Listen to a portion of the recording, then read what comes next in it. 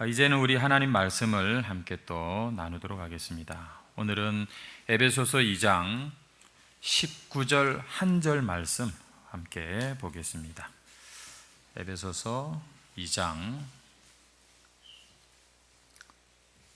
19절, 우리 잘 아는 말씀이신데 우리 다 같이 합독해서 읽겠습니다. 에베소서 2장 19절 한 절입니다. 시작.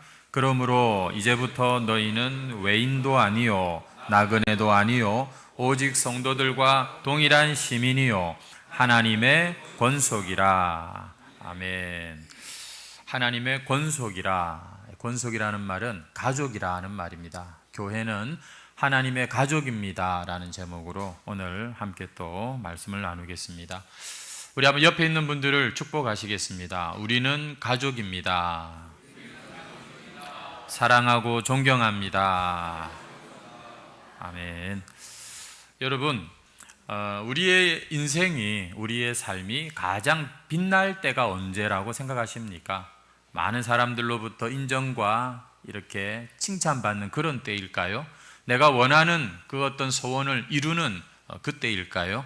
아마 그런 때도 참 기쁘고 좋은 순간이겠습니다만, 사람의 인생에 가장 빛나고 가장 복된 순간이라 있다면 그것은 아마 사랑할 때가 아닌가 생각합니다. 여러분, 사랑을 하면 감출 수가 없다고 하죠. 연애하는 젊은 남녀들 감출 수가 없다고 하잖아요. 사랑을 하면 얼굴에 이렇게 빛이 난다고 합니다. 많은 철학자들은 이 삶이 무엇인가, 인생이 무엇인가를 고민했다고 하지요. 그런데 성경은 이 삶이란, 우리의 인생이란 뭐냐? 그것은 사랑에 관한 것이다 라고 말씀합니다. 왜냐하면 우리 인생을 지으신 하나님이 사랑이시기 때문입니다. 한번 따라 하시죠. 하나님은 사랑이시라. 우리를 만드신 그분이 뭐라고요? 사랑이십니다. 그래서 우리의 인생 또한 사랑이라고 하는 걸 빼놓고는 생각할 수가 없는 것이지요. 그래서 우리는 교회를 나와서 하나님의 사랑이 무엇인지를 듣고 또 그것을 느끼고, 그리고는 그 하나님께 나도 사랑합니다 라고 고백하고, 그리고 더불어서 함께 같은 것인데 서로 우리 이웃들, 우리 함께 지체된 자들에게도 또 사랑하면서 이런 것들을 우리가 연습하면서 실천하면서 사는 것, 저는 이것이 인생의 가장 아름다운 모습이라고 생각합니다. 왜냐하면 성경의 핵심과 결론은 바로 그거기 때문이죠. 하지만 우리가 경험을 통해서 알다시피 참 이 땅에서 사랑하며 산다는 것만큼 어려운 일은 없죠. 우리 하루의 삶만 돌아봐도 그렇습니다. 사랑하기보다는 오히려 갈등하고 섭섭하고 미워하고, 그래서 상처 주고 그리고 상처받고 등을 돌리고 이렇게 사는 모습이 훨씬 더 많은 것 같습니다. 그러면서도 이 사랑 없는 세상에서 우리는 이 사랑을 또 갈구하면서 그렇게 살아가죠. 여러분, 이 세상에 얼마나 많은 이 드라마, 영화, 문학 작품 이런 것들이 있습니까? 그것들의 주제가 여러분 결국은 다 뭐냐면 다 이 사랑으로 이렇게 참 결론이 나는 것을 볼 수 있습니다. 수많은 예술 작품들, 수많은 음악, 노래의 가사들이 뭘 얘기하냐면 이 사랑을 가지고서 노래하고 표현하고 있다는 것이죠. 그럼에도 불구하고 우리의 인생은, 우리의 마음은 점점 이 사랑을 갈구할 정도로 메말라가고 있는 것을 볼 수 있습니다. 마치 눈에 보이지 않는 도둑이 있는 것 같고, 이것들이 우리 인간의 마음에서 계속해서 사랑을 도둑질해 가는 것 같습니다. 그래서 오늘 이 자리에 있는 저와 여러분의 마음에도 이 사랑의 교제와 이 사랑의 섬김에 목말라 하고 있는 그런 마음들이 있습니다. 왜냐? 우리는 사랑 없이는 살 수 없기 때문에, 삶은, 인생은 사랑이기 때문에, 우리를 만드신 분이 바로 사랑이시기 때문에 그렇다는 것이죠. 여러분, 기독교는 무슨 종교라고 하죠? 사랑의 종교라고 하지 않습니까? 그럼에도 불구하고 이 사랑이라고 하는 단어가 이미 우리 안에 이미 식상하고 공허한 이런 단어가 되어 버렸습니다. 이게 분명 뭔가 잘못되고 문제가 생긴 게 틀림없죠. 하나님께서는 사실 이 성경에 보면 여러 가지 이야기들이 많지만 하나님의 사랑 이야기라고 우리는 말할 수 있습니다. 그 사랑을 잃어버린 이 세상 가운데 하나님께서는 그 사랑으로 아들을 보내시고 이 땅에 그 아들이 이제 모든 일을 이루고 하늘로 올라가셨을 때 한 공동체가 남게 하십니다. 바로 교회인 것이죠. 이 교회를 통해서 하나님이 무슨 일을 하기를 원하실까요? 그것은 하나님의 사랑을 부어주시고 하나님의 그 사랑을 깨닫고 그 사랑을 또 널리 전하는 그런 공동체로 교회를 세워주신 것입니다. 그래서 복음서의 예수님의 말씀을 보면 이 교회에 대한 주님의 각별한 어떤 기대와 애정을 느낄 수가 있는데요. 내가 이 반석 위에 내 교회를 세울 텐데 음부의 권세가 결코 이기지 못할 것이다 라고 하시면서 당신이 세우실 교회에 대한 굉장한 어떤 주님의 그 기대감을 우리가 보게 됩니다. 그리고 또 말씀하시기를 그 교회를 시작할 사도들에게 너희가 서로 사랑할 때 세상이 너희가 내 제자인 줄 알리라. 이 말은 여러분들이 이제 너희들이 땅끝까지 복음을 전해야 되는데 결국 그것은 이 사랑이 전파되는 것과 같고 너희가 사랑하는 모습을 보면 교회는 반드시 그 사랑의 복음, 하나님의 그 복음을 받아들일 것이라고 말씀하고 있습니다. 그래서 교회는 어떤 곳인가 하면 말 그대로 사랑의 공동체인 것이죠. 여러분, 어떻게 교회가 이 세상 속에서 하나님의 사랑을 나타낼 수 있을까? 성경을 보면 이 교회를 여러 가지로 설명하는 것을 볼 수 있습니다. 주님의 몸이라고도 하고 그리스도의 신부라고도 하고 하나님의 백성이라고도 하는데 오늘 우리가 읽은 이 본문 말씀 한 번 더 따라 하시겠습니다. 하나님의 권속이라 하나님의 가족이라는 이런 말이거든요. 여러분, 그렇습니다. 하나님께서는 구원받은 당신의 백성들을 내 자녀, 나의 이제는 가족 이렇게 설명하시는 것을 우리가 성경에서 이렇게 보는 것이죠.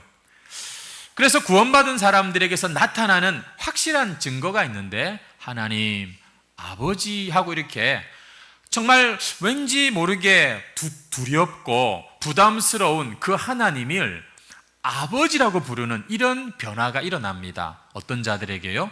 구원받은 자들, 교회를 정말로 이제 다니는 그런 사람들에게는 반드시 이런 변화가 나타나는 것이죠. 한번 따라해 보시겠습니까? 하나님 아버지. 오늘 어버이 주일입니다. 우리 귀한 우리 참 부모님들을 한번 생각하는 그런 절기는 아니고요. 뭐 부활절, 뭐 그런 고난주일 이런 절기는 아닙니다만 한국 교회 안에만 있는 그런 기념주일입니다. 우리 부모님들을 생각하면 여러분 참 우리의 마음에 얼마나 감사함이 있습니까? 그런데 하나님을 향하여서 아버지라고 부를 수 있다는 것, 육신의 아버지가 조금 좀 문제가 있고 어려움이 있는 분들에겐 이게 또 어떻게 보면 실감나지 않는 단어일 수 있지만 하나님께서 친히 아버지라고 이렇게 부르라고 말씀하시는 것은 정말 이 세상의 그 어떤 존재보다도 하나님이 우리에게 정말 얼마나 귀한 분인가를 설명하는 표현이라고 생각합니다. 하나님을 아버지라고 부르는 것이죠. 한 번 더 부를볼까요? 시작. 하나님 아버지. 그런데 여러분, 내가 하나님을 아버지라고 부르는 이것이 끝이 아니라 내 옆에 사람도 보니까 하나님을 아버지라고 부르고 있어요. 그러니까 이제 이 옆 사람은 나와 어떤 관계가 될까요? 형제 자매가 된다는 것이죠. 내 옆에 지금 엄마가 앉아있고 아빠가 앉아있는데 영적으로는 뭐예요? 형제 자매가 되는 걸까요? 그렇습니다. 우리가 육신적으로는 아버지고 어머니고 아들이고 딸이고 그렇지만 사실 하나님 나라, 하나님의 가족 안에서는 예수님이 가장 큰 형님이 되시고 맏아들이시고, 그리고 또 이제 우리는 주님 안에서 함께 하나님께 받아들여진 그런 자녀가 된 것입니다. 여러분, 이것이 성경이 우리에게 말하는 하나님의 이 가족이라고 하는 그런 개념인데요. 교회는 바로 이런 하나님의 자녀들이 모여있는 가족 같은 곳이어야 하는 것이죠. 이것을 이루기 위해서 여러분, 피는 물보다 진하다 하는 말이 있지 않습니까? 마찬가지로 예수님께서 당신의 그 피를 가지고서 우리를 하나님의 자녀로 이렇게 한 사람 한 사람 뽑아서 하나님의 이 가족의 자리에 세워주신 것입니다. 성경은 이러한 것들에 대해서 아주 분명하게 근거를 말씀하고 우리도 또 그렇게 잘 알고 있습니다. 문제는 우리가 여기에 대하여서 알면서도 그렇게 믿음으로 서로를 대하지 못하고 믿음으로 함께 교회를 세우지 못하는 이 부족함이 우리의 문제겠지요.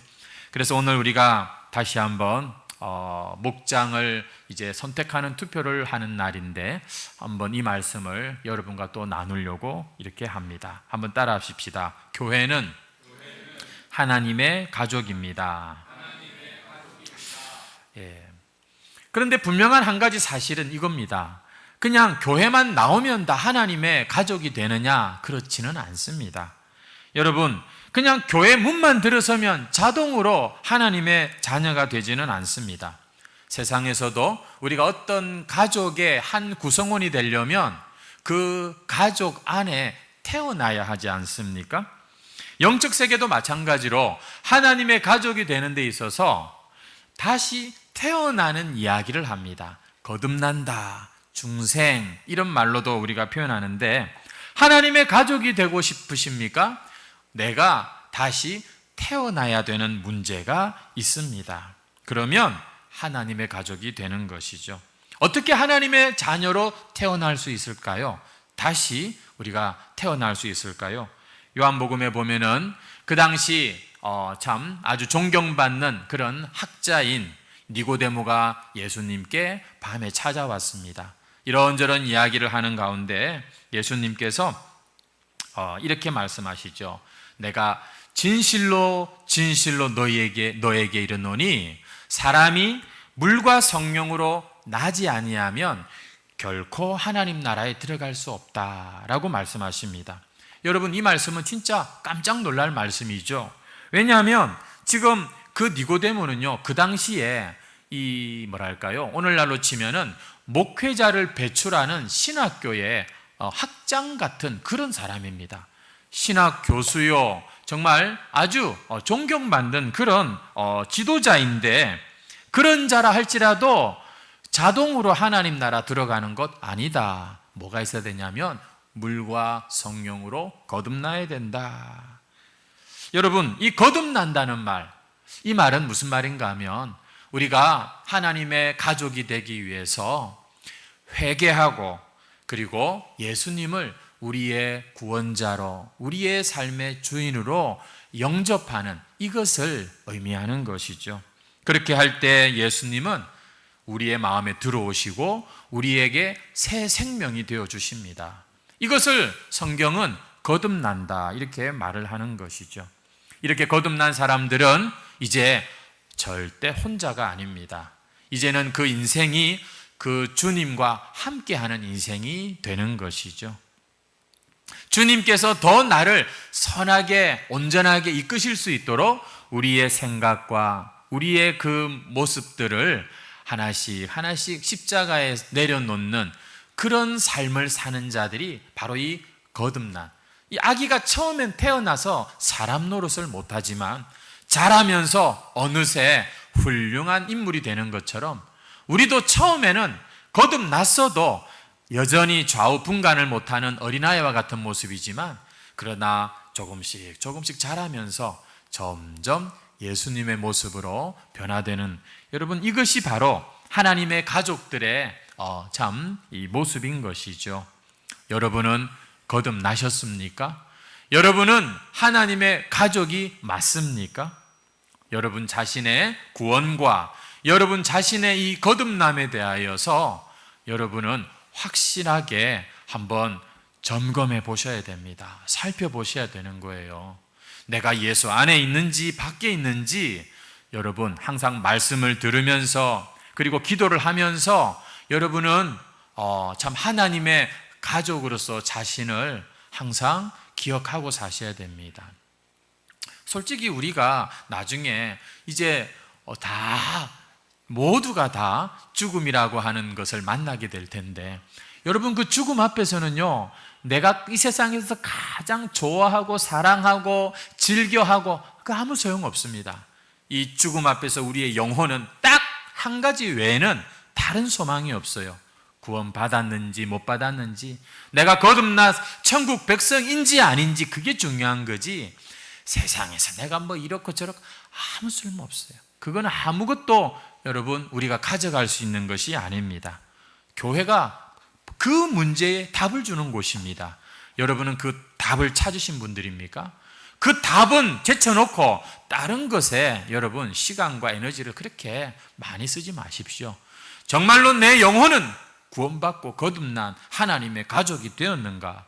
여기에 여러분은 확실하게 답할 수 있는 그런 신자가 되어야 하는 것이죠. 하나님의 가족. 여러분, 하나님의 가족들은 그래서 항상 같이 삽니다. 가족들은 원래 그렇잖아요. 아무리 집을 나가서 일을 하고 뭐 그래도 오랜 기간 해도 또 다시 이렇게 집으로 돌아오고 그렇죠? 가족은 같이 사니까 가족이라고 하는 것이죠.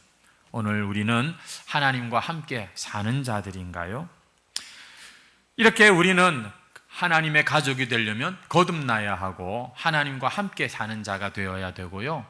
더불어서 또 한 가지 중요한 사실이 있는데 그것은 하나님과도 가족이 되었지만 하나님 가족 안에 들어와 보니 같이 하나님을 아버지라고 부르는 형제 자매들과도 이제는 가족으로 살 줄 알아야 된다는 것입니다. 여러분 구원은요 거듭남의 문제라고 제가 말씀을 드렸죠. 또 한 가지를 기억하십시오. 구원은 소속의 문제입니다. 내가 그리스도께 속았느냐 세상에 속았느냐 여러분 이렇게도 우리가 소속을 확인할 수 있는 거고요. 또 내가 정말로 거듭난 그리스도인이요 하나님의 자녀라면 반드시 우리는 어머니와 같은 이 교회에 소속되어 있어야 된다는 것이지요. 절대 기독교는 철학이 아닙니다. 기독교의 진리는 그런 것이구나. 백날 깨닫고 그렇게 여러분 기독교에 대하여서 수백 권 글을 쓴다 할지라도 그 사람이 교회에 소속되지 않고 교회의 한 지체로서 왜냐하면 주님은 우리를 또한 몸으로 부르셨잖아요. 우리가 이 관계하지 않으면은 그것은 온전한 신앙인의 모습이라고 할 수가 없는 것입니다. 나는 예수 믿습니다. 나는 그리스도인입니다. 하지만 교회는 밥맛입니다. 교회를 갔더니 영 형편없는 그런 사람들하고 내가 어울릴 수가 없습니다. 나는 그냥 혼자 책으로 혼자 기도하면서 그렇게 신앙생활 하겠습니다. 여러분 이게 정상입니까? 비정상입니까? 이건 결코 정상이 아닌 것입니다. 마치 군인이 자기 소속 부대가 없이 혼자 막 이리 뛰고 저리 뛰고 날뛰는 거 여러분 그건 군인이 아닙니다. 그렇죠? 그건 정상적인 군인이 아닌 것이에요. 여러분 우리가 정말 하나님의 가족이고 내가 거듭난 그리스도인이라면 우리는 반드시 소속된 공동체가 있어야 된다는 것이죠. 혹시 우리 중에 내가 해광교회 다닙니다 라고 했는데 이 자리에서 보이질 않아요. 기관에도 교구 모임에도 어느 곳에도 나타나지를 않아요. 근데도 우리가 그 사람을 여러분 해광교회 교인이라고 할 수가 있겠습니까? 여러분 그래서 우리가 하나님의 가족이 되었다 그 말은 교회에 소속되었고 교회와 이제는 내가 함께 신앙생활하는 그런 지체가 되었다는 말이 되는 것입니다. 그래서 로마서 12장에 보면은 이와 같이 많은 사람이 그리스도 안에서 한 몸이 되어 서로 지체가 되었느니라. 그렇게 말씀하고 있습니다. 한번 따라 하시죠. 몸, 지체. 여러분, 몸이 지체입니다. 그렇죠? 하지만 몸은 전체를 말하고 지체는 뭐예요? 손이나 발이나 이런 각각의 것들을 말하는 것 아니겠습니까? 이 손이 그러나 내 몸인 것이죠. 그래서 우리가 지체가 되었다는 말은 내 고유의 은사와 내 어떤 신앙의 그런 이 모습이 있지만 그러나 예수님과 함께, 머리 대신 예수님과 함께 우리가 온전히 하나를 이루었다는 바로 그런 의미가 되는 것입니다. 절대 지체는 따로 떨어지면 큰일 납니다. 제가 며칠 전에 이 손가락 이 칼에 베었습니다.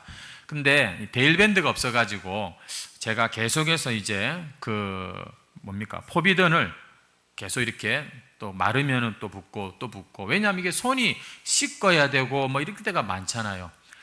계속해서 이 소독을 이렇게 해주었는데 이 통증도 통증이지만 너무 귀찮고 굉장히 번거롭더라고요. 다 이 손에 이 칼로 베이니까 정말 생활이 불편했습니다. 하지만 여러분, 아무리 손가락이 지금 불편하다고 해도 힘들다고 어디 따로 떼어놓고 서랍 안에 넣어놓고 보관하고 이럴 수가 없는 거지 않습니까? 항상 같이 가야 되는 것이죠. 계속해서 치료를 해주고 지금은 또 이렇게 나았습니다. 성도 여러분, 우리가 신앙생활할 때 힘들고 혹시 좀 불편하고 한 그런 관계나 어려움이 있습니까?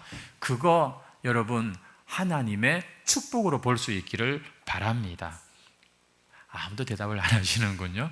왜냐하면 사실은 그 사람이 나에게는 이 공동체를 더 잘 가르쳐주는 그런 존재가 되기 때문이라고 저는 생각하기 때문인 거죠. 여러분, 만사가 귀찮고 그냥 이 손가락이 그냥 어떻게 어디 딱 떼어버리고 싶다. 여러분, 그럴 수가 없는 것이죠. 마찬가지로 우리의 신앙생활도 그렇습니다. 우리가 보면 많은 서로가 다른 각각 지체로 되어 있는데 중요한 것은 온전히 하나다. 하나님이 보실 때는 하나라니까요. 우리가 볼 때는 저 사람은 저 사람이고 나는 나지만 그러나 하나님이 보실 땐 하나인 것입니다. 믿으십니까? 한번 옆 사람 눈을 딱 보시면서 우리는 하나다 한번 외쳐보시겠습니까?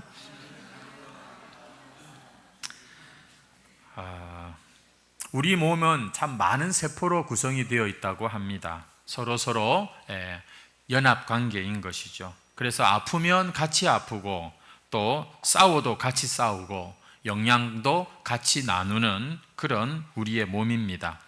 그런데 언제부턴가 우리의 몸 안에, 우리의 세포 안에 따로 노는 것들이 있다고 생긴다고 합니다. 다른 세포의 도움은 받으려고 하지 않고 오히려 전체적으로 지금 보면은 다른 데로 갈 영양분을 자기한테로 가지고 오는 이런 세포가 생긴다고 합니다. 혹시 그 세포 이름이 뭔지 아세요? 암세포. 여러분, 이 암세포가 또 다른 곳으로 전이가 되고 또 점점 더 이게 커지면은 결국 이 종양, 이 암덩어리로 인하여서 전체 몸이 죽고 마는 것이지요. 신앙생활도 마찬가지입니다. 혼자 있는 성도가 위험합니다. 우리는 하나로 부름을 받았어요. 내가 누군가에게 도움을 줘야 되고요. 또 누군가로부터 도움을 받아야 제대로 신앙생활할 수 있는 우리는 한 몸으로 이렇게 주님의 부름을 받은 것입니다. 그래야지 행복하게 신앙생활할 수 있지. 안 그러면요, 우리의 신앙생활은 결코 행복할 수가 없는 거예요. 교회는 왔는데 나 건드리지 마라. 나 지금 힘들다. 누구라도 내 앞에 건드렸다가는 그냥 이렇게 예민한 여러분, 이런 사람으로 우리가 교회 생활해서는 안 되고요. 혹시 그런 사람이 보인다면 우리는 더 그 사람한테 관심과 인사와 배려를 좀 할 필요가 있는 것이죠. 교회를 다녀도 너무 깊이 빠지는 마라. 빠지지는 마라, 이런 말이 있는데요. 여러분, 정말로 교회가 좋은 곳이라면, 정말로 우리가 믿는 하나님이 좋은 분이라면, 교회가 정말로 그렇게 복된 곳이라면 여러분, 교회는 더 자주 가고 더 확실하게 더 가까이 해야 되는 게 맞는 말 아니겠습니까? 하나님이 좋은 분이고 이 신앙생활이 행복한 거고, 그런데 교회는 일주일에 한 번만 가든지 한 달에 한 번만 가든지, 그건 말이 안 되는 거예요. 그건 분명히 지금 문제가 생긴 겁니다. 어쩌면 그 문제의 원인이 나 자신일 수 있는 것이죠. 가까이 하기엔 부담스럽더라. 교인들, 귀찮고, 그냥 갈등 생기고, 시험 들기 딱 좋다. 그냥 적당하게 혼자서 조용히 예배나 드리고 오면 돼. 여러분, 결혼을 하면은요, 이게 그냥 마냥 평생 행복한 게 아닙니다. 남편과 아내가 사랑해서 만났지만, 그러나 서로에게 맞춰주고 서로에게 서로와 함께 산다는 게 쉬운 일이 아닙니다. 하지만 여러분, 결혼은 해라. 하지만 같이 살지는 마라. 따로 떨어져 가지고 살아라. 이게 말이 안 되는 거잖아요. 교회도 마찬가지입니다.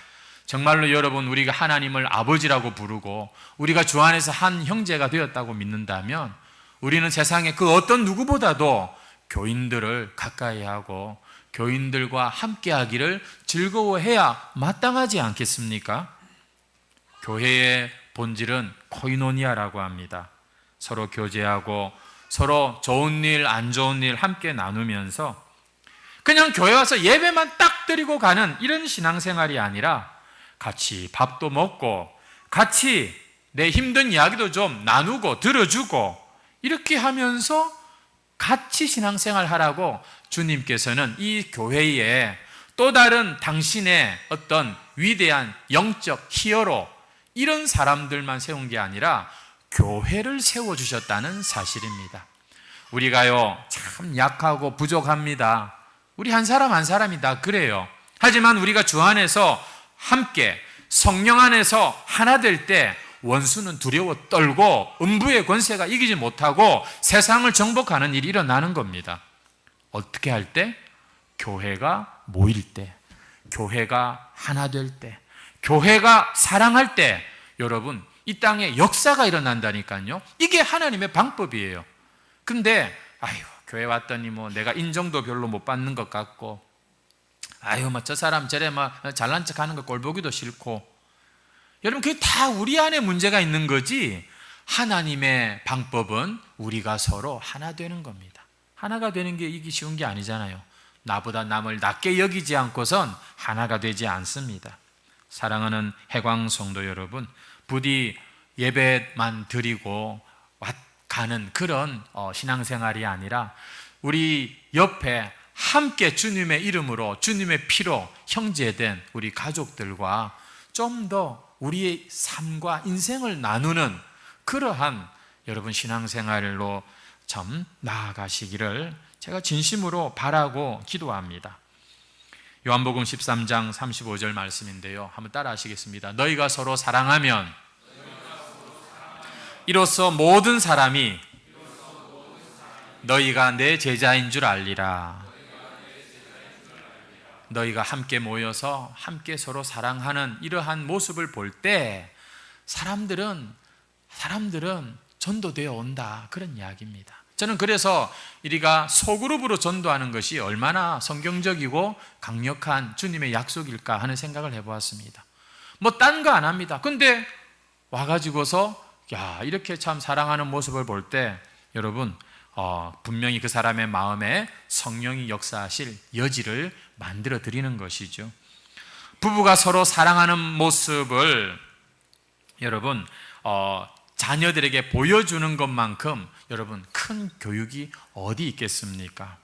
마찬가지로 교인들이 서로 사랑하는 것을 보여주는 것만큼 교회가 전도하고 사명을 감당하는 그보다 더 큰 참 모습이 없는 것이죠. 우리는 정말 이 세상에서 원하는 것, 바라는 것들이 참 많습니다. 그것들을 열심히 추구하고 쫓아 살아가고 있는 이 모습들 참 귀하게 생각합니다. 하지만 여러분, 이 세상 사람들이 마지막 순간에 숨을 거두면서 여러분 무엇을 후회하는지 아십니까? 내가 조금만 더 노력했더라면 내가 100평집에 살았을 텐데, 내가 조금만 더 열심히 공부했더라면 박사 이거 2개가 아니라 3개까지 내가 달성할 수 있었을 텐데, 이런 거 못해가지고서 후회하겠습니까? 모든 사람들의 공통된 죽음이 임박했을 때 그들의 후회, 그들이 여러분 남겨놓은 글이나 이런 것들 여러분들이 본 적이 있지 않습니까? 보면 사랑입니다. 사랑. 내가 더 사랑 못해서 미안해. 엄마 아빠 내가 사랑해. 이러면서 결국 그 사랑이 우리 인생의 결론이고 어떤 참 이 인생의 최고의 가치인 것이죠. 사랑하는 성도 여러분, 그래서 여러분은 오늘 어버이 주일을 맞이해서 다시 한번 여러분의 부모님께 잘 공경하시기를 바라고, 시부모님한테도 잘하시고 또 우리 장인 장모님한테도 잘하시고, 그렇게 참 감사를 표현하시고, 또 우리 가족들 자녀들도 다시 한번 사랑으로 표현하시는 이 5월달이 되기를 바라고, 이 한 주간이 되시기를 바라고요. 더불어서 하나님의 가족이라고 이렇게 불러주신 이 해광교회 안에서 나는 그동안 얼마나 이 사랑을 연습하였던가 한번 좀 돌아보는 그런 시간이 꼭 되시기를 바랍니다. 마귀는요, 지금도 여전히 역사하고 있습니다. 머리에 뿔을 달고 우리 앞에 나타나는 것이 아니라 계속해서 마귀의 전략은 성경에 보니까 크게 2가지입니다. 하나는 아말렉 전략이라고 해가지고 광야를 지나던 이스라엘 백성들 가운데 뒤로 처지는 그 연약한 자들을 아말렉 족속이 아주 야비하게 뒤에서 공격하지 않았습니까? 마귀가 보면 그래요. 교회 안에 하나로 들어오지 않고 따로 이렇게 멀찍이 따라오는 사람들, 여전히 이 사랑의 공동체 안에 자신의 삶을 기꺼이 참 포함시키지 않는 이런 사람들이 마귀가 좋아하는 여러분 희생양입니다. 또 한 가지는 뭐냐면, 이 마귀는요 하여튼 고발을 잘해요. 마귀의 이 별명이 참소자입니다. 계시록에 보면은 우리 형제들을 참소하던 자, 곧 우리 하나님 앞에서 밤낮 참소하던 자가 이제 드디어 쫓겨나는 그 때가 온다고 기록하는 말씀을 볼 수 있는데, 마귀는 예나 지금이나 여러분 항상 그의 주특기는 뭐냐면 비판하고 그리고 참소, 고발하는 겁니다. 정죄하는 겁니다.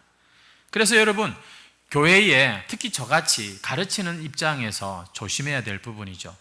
지적하고 가르치고 그렇게 한다고 해서 사람이 변하지 않는다는 것이죠. 우리는 하나님 주신 이 귀한 이 사랑이라고 하는 이것을 가지고서 우리 교회를 더 강하게, 또 우리의 관계들을 더 건강하게 세워갈 수 있는 것이지요. 여러분 절대 속지 마십시오. 여러분이 그거를 지적하고 가르쳐 준다고 그 사람이 아멘 하고 기쁘게 그것을 받아들이지 않습니다. 우리들은 보면 이 부분에서 자꾸 이렇게 놓치는 것 같아요. 제가 보니까 요즘에 가정교회를 위하여서 우리 목장 모임을 하고 있는데, 목장 모임 하고 나서 밤마다 제가 이 손발이 오글거립니다. 내가 왜 그랬을까? 왜냐하면 그 목장에서 누군가가 이렇게 얘기를 할 때 이 목사가 보니까, 저도 한 30년 40년 하다 보니까 이게 몸이 배인 거예요. 그거는 막 딱 바로 이거라고 그냥 대번에 이게 가르치는 이 습성이 참 제가 나중에 잠자리에서 참 부끄럽다 이런 생각. 왜냐하면 들어만 줘도 되는 자리였거든요. 그렇군요 하고 고개만 끄덕여줘도 그 사람 안에서 하나님께서 참 하실 텐데, 내가 뭐라고 조금 아는 거 그거 가지고서 내가 그냥 그렇게 가르치려고 했던가, 이런 후회를 제가 하면서 배우고 있습니다. 제가 이렇게 잘하고 있는 것이죠. 성도 여러분, 이 교회는요 뭐 하는 곳인지 아세요? 이게 옳다, 이게 틀리다, 그거 여러분들끼리 그렇게 하시면 안 돼요. 선악과가 왜 나쁜 건지 아세요? 선과 악을 구별하는 게 뭐가 나쁜 거예요? 그건 나쁜 게 아니잖아요. 근데 그걸 왜 그게 나쁜 거냐면 그 선악을 구분하는 기준이 누구죠? 나한테 유익하면 선이고 나한테 불리하면 악이에요. 여러분, 이게 바로 선악과를 먹은 모든 인간들에게서 나타나는 모습이라니까요. 사랑 없이 이거는 맞다, 이거는 틀리다. 여러분, 그게 선악과 먹은 죄인의 모습입니다. 회개해야 될 모습이라니까요. 하나님은 우리에게 큰 사랑을 부어주셨고 우리는 그 사랑을 이미 받았는데 말씀과 기도 가운데 또 우리 교회를 통해서 이 사랑을 계속 확인할 수 있고 연습할 수 있어요. 혹시나 아유 나 목사님 꼴 보기 싫어, 아유 나 우리 장로님, 아유 우리 성도님 나는 이제 같이 보기 싫어.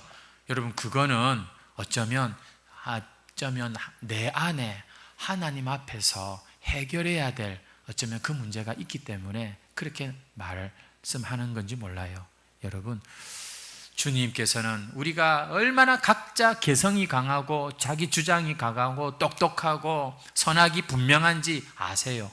그럼에도 이렇게 위험스럽게 모아놓은 것은 여기 이 안에 이 모든 것을 덮어버리고 하나 되게 하시는 그리스도의 보혈과 성령의 능력이 이 교회에 부어지기 때문에 두세 사람이 내 이름으로 모인 곳에 내가 함께 하겠다 이러시면서 우리 교회를 가족이라고, 당신의 몸이라고 이렇게 불러주고 계신다는 것이죠. 교회는 여전히 불완전할 겁니다. 여전히 내 성에 안 차는 사람들이 나오고 여전히 저 사람 저래 갖고 되겠나 그런 사람도 있을 거예요. 그럼에도 불구하고 따라합시다. 받아주고 감싸주고 덮어주고 하나 되기를 연습하면 여러분, 교회는 이 세상 사는 동안 우리의 신앙에 정말 그런 행복한 그런 집이 될 줄로 믿습니다. 우리를 가족으로 불러주신 우리 하나님 앞에 우리 해광교회가 참 이제 가족인데 다시 한번 이 사실을 굳게 믿으시고 나중에 주님 앞에 서는 그날에 사랑하는 내 아들아, 내 딸아, 너는 이 세상 사는 동안 얼마나 다른 사람 많이 사랑하다 왔냐. 주님 틀림없이 그걸 물으실 거예요. 2000년 전 당신이 뿌려놓은 그 씨가 이제 우리의 인생 가운데 얼마나 열매를 맺었는지 확인하실 거예요. 그때 주님, 제가 하나님 주신 사랑으로 이만큼 사랑하다 왔습니다. 이렇게 꼭 여러분 우리 자신 있게 고백할 수 있는 사랑을 연습하는 우리 해광교회 가족들이 다 되시기를 주님의 이름으로 축원합니다. 찬송 드리겠습니다. 221장 찬송입니다.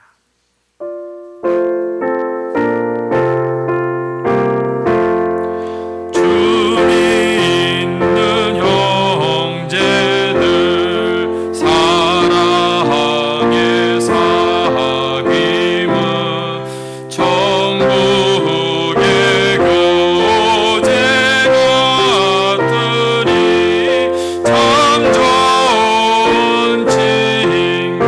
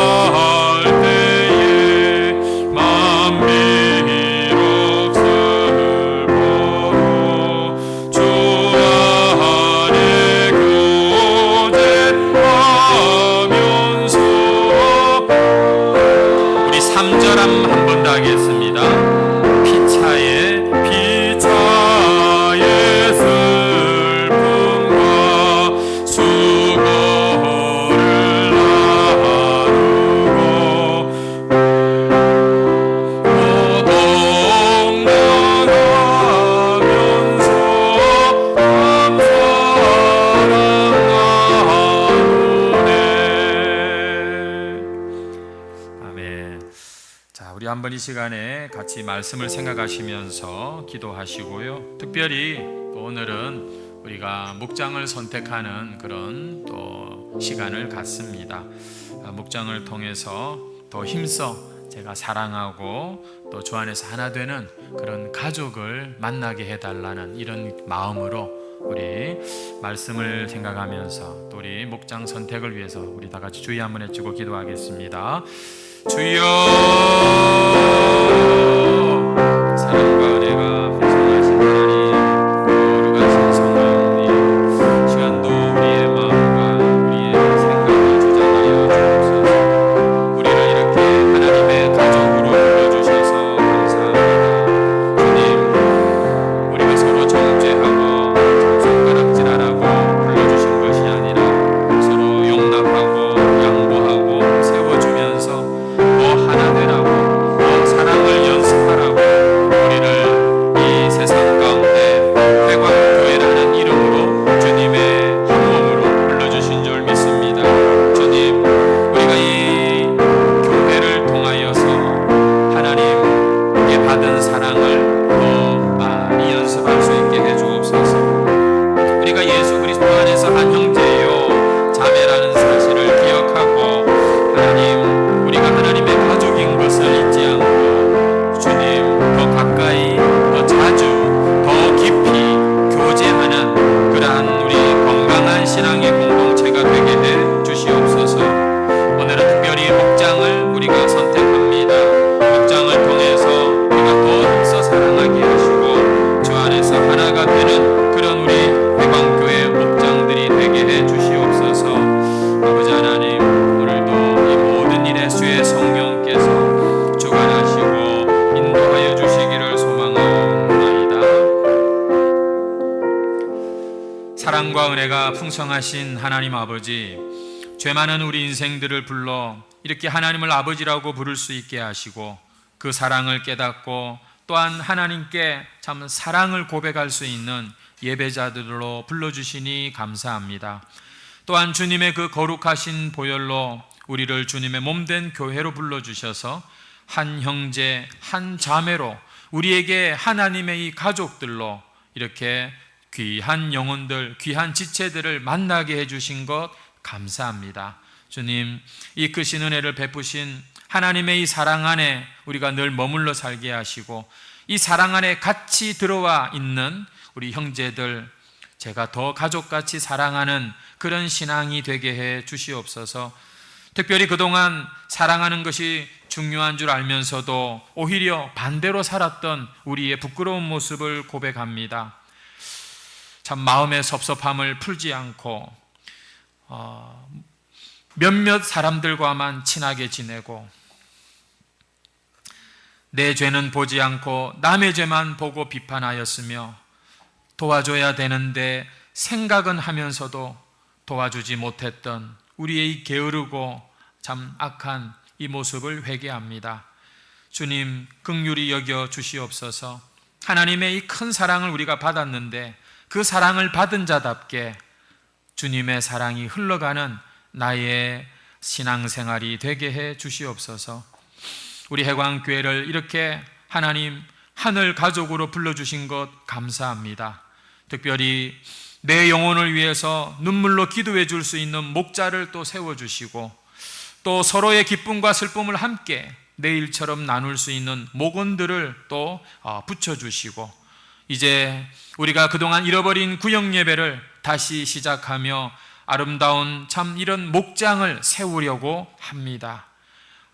중단되었던 것을 다시 시작하는 것이 참 힘들지만 주님, 우리가 가족이라고 하시오니 참 우리의 삶의 이 부분에 우선순위를 갖게 하시고 우리 서로의 사랑을 명심하고 실천하고 연습하게 하셔서 아무쪼록 우리 교회의 존재 목적, 영혼 구원하여 제자 삼는 이 일이 이루어지게 해 주시옵소서. 다들 사랑 말은 하지만 정말 행동으로 보여주는 그런 사랑의 참 사람이 찾기가 어렵습니다. 주님, 제가 또 우리 세워주신 우리 목자들이 정말 하나님께 이 사랑을 더욱더 풍성하게 누리며 본을 보이며 우리 교회를 함께 세워가는 귀한 동력자로 삼아 주시옵소서. 우리 모두 다 주님께서 참 불러주신 귀한 일꾼들인 줄 믿습니다. 참 시간이 부족하고 형편이 안 되어서 못했지만, 그러나 다른 것은 몰라도 하나님 주신 이 사랑을 제가 이제는 참 흘려보내기를 원합니다. 주님, 제가 하나님의 그 사랑을 알고 그 사랑을 베푸는 자가 되게 해 주시옵소서. 오늘 선택한 목장을 통해서 정말 우리 성도들이 다시 한번 서로 돌아보고 사랑과 선행으로 격려하며 모이기를 피하는 어떤 자들과 같이 하지 말고 주님 다시 오실 그날까지 우리 목장들이 정말 모이기를 힘쓰는 아름다운 교회들이 다 되게 해 주시옵소서. 오늘은 어버이 주일입니다. 다시 한번 우리 마음으로, 우리의 행실로 우리 부모님들을 잘 돌아보고 공경하는 그런 참 신자가 되게 해 주시옵소서. 주님, 그동안 우리 부모님들의 기도를 기억하시고 저 자녀들의 인생에 그 기도가 열매 맺는 그런 기도가 되게 해 주시옵소서. 오늘의 이 모든 순서를 주님께 맡기오며, 특별히 오늘도 구별하여 귀한 예물 드린 이 손길들마다 주님 참 위로하시고 책임져 주시고, 먼저 그의 나라와 의를 구하는 자들에게 모든 것을 책임져 주시겠다고 주님 약속하셨사오니 주 안에서 참 평안과 또 참 감사가 넘치는